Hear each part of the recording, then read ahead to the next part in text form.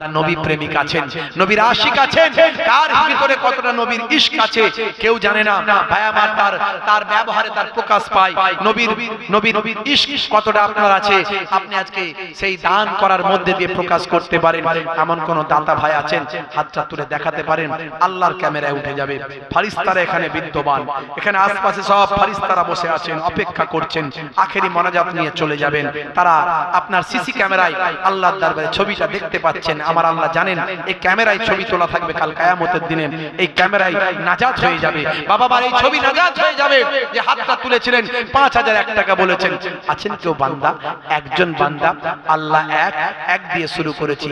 আপনাদের পীরের ঘরের আওলাদ, দুই দরবারের দুই খানদানের মেহমান, দুই দিকের মেহমান, দুই দিকের ওলি খানদানের সন্তান, চিটে ফুটা রক্ত দুই দিক থেকে কুরাইশ খানদানের রক্ত চিটে ফুটা শরীরে আছে।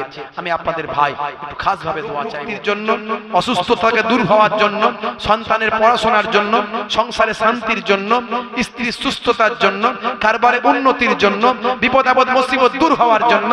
একজনও কারবারি আল্লাহ দেনেওয়ালা মানুষ কি এখানে নাই? বাবা মার 5001 টাকা হবে? আছেন কেউ? বাপ দিতে পারেন? নবীকে মহব্বত করে, কলিজা বড় করে, হৃদয়কে বড় করে দিতে পারেন? আপনি কোনো বাজে জায়গায় দিচ্ছেন না, কোনো খেলার জায়গায় দিচ্ছেন না, কোনো নাচ গানের জায়গায় দিচ্ছেন না, কোনো ভিডিও থিয়েটারে দিচ্ছেন না, কোনো আপনার যাত্রা মাহফিলে দিচ্ছেন না, দিচ্ছেন জান্নাতের বাগানে। আছেন কেউ? বলতে পারেন 5001 টাকা বলতে পারেন? বাবা মার। আর যদি কেউ মানি ব্যাগটা পেয়ে থাকেন একটু দিয়ে যাবেন। যদি মানি ব্যাগটা কেউ পেয়ে থাকেন বাপ এখানে দিয়ে দেবেন। বাপেরা আমার, তরুণ যুবকেরা আমার, অনেক সেখানে গুরুত্বপূর্ণ অনেক গুরুত্বপূর্ণ কাগজপত্র থাকে। যদি কেউ থাকেন দিয়ে দেবেন। নিশ্চয়ই এখানে কেউ পেলে আমার বিশ্বাস দিয়ে দেবে। যদি অন্য কোথাও হারিয়ে থাকে আলাদা কথা, তবে এখানে বলতে পারে। ওই পেছনে আমার বাপ হাত তুলেছেন, আমার মাশাআল্লাহ ভাই 3 নাম্বার আমার দাতা ভাই হাত তুলেছে। কি নাম ওনার? শেখ ভাই 3 নম্বরে 1001 টাকা। জোরে বলুন মারহাবা। নারে তাকবীর, নারে তাকবীর, নারে তাকবীর। 4 নম্বরে কে আছেন? হাতটা তুলে বলতে পারেন?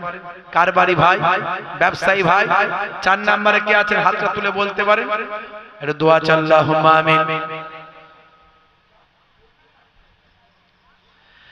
আমার আল্লাহ, আমার মাবুদ, দানকে কবুল করে নিন। আপনার 3 বান্দা থাকতে না পেরে পৃথিবীর শ্রেষ্ঠ আলোচনার মজলিস, আপনার নবীর আলোচনার মজলিস আপনি বলে দিয়েছেন, বান্দা শুনে রেখে দাও। ওয়ারাফানা লাকা যিকরাকা, হে নবী আপনার আলোচনাকে বানিয়ে দাও। আমিন। কালো লস্কর সাহেব 1000 টাকা। বলুন না আলহামদুলিল্লাহ, বলুন আলহামদুলিল্লাহ। নারে তাকবীর, নারে তাকবীর। জোরে বলুন না মারহাবা, জোরে বলুন না মারহাবা। আল্লাহ আমার ভাইয়ের নিয়তকে কবুল করে না, বলুন আল্লাহুম্মা আমিন। নারে তাকবীর। মাশাআল্লাহ। আর কে আছেন বাপ?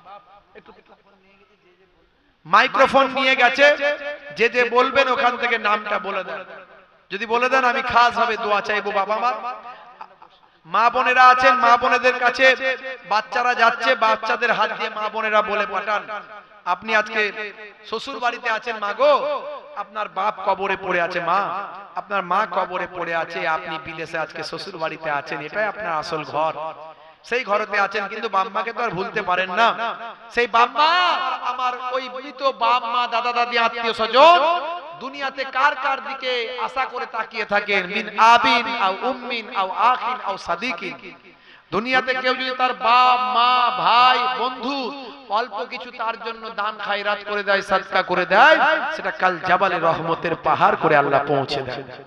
সেই মৃত বাপেরা বড় আশা করে তাকিয়ে আছে। বাপ যেমন আপনার ক্ষমতা তেমন আপনি দিন।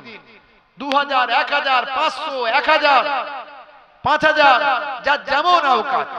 একটু চাল বলুন, চাল আলু মেহমানদারির জন্য। এত মানুষকে মেহমানদারি করাবেন। আল্লাহর নবীর হাদিস, বনি ইসরাইল যুগে একজন মহিলা পিপাসার সময় কুকুরকে পানি পান করিয়েছিল। আমার আল্লাহ তার 12 বছরের গুনাহ maaf করে দিয়েছিলেন। আর আপনি মানুষকে, নবীর জান্নাতের বাগানের মেহমানকে আপনি যদি তাবারক খাওয়ান, আপনি চাল দেন, وجاء في حديث الشريف عن النبي صلى الله عليه وسلم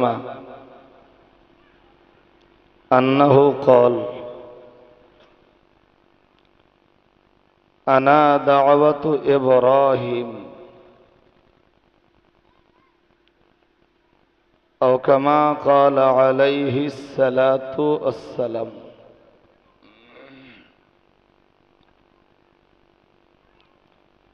আজকের মজলিসের মাননীয় সভাপতি সাহেব,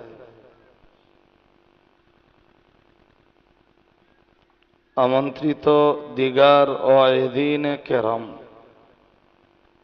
মরার পরে ভালো হয়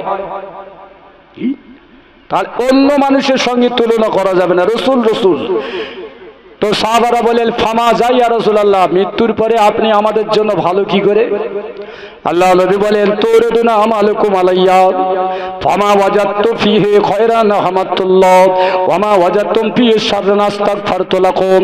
আমি কবরের রওজাতে শুয়ে থাকব, আমার উম্মতদের জন্য যে আমল তারা করবে আল্লাহ পাক ফেরেশতা দিয়ে আমার কাছে পাঠিয়ে দেবে। আমি রাসূল ওই আমলগুলো নির্বাচন করব কোনটি ভালো কোনটি খারাপ। উম্মতের যে আমল আমি পাবো তার মধ্যে যদি ভালো হয় আমি আল্লাহ প্রশংসা করব, আলহামদুলিল্লাহ বলে হামাদুল্লাহ আল্লাহ প্রশংসা করব। বলুন সুবহানাল্লাহ। কে বললেন? নবীজি।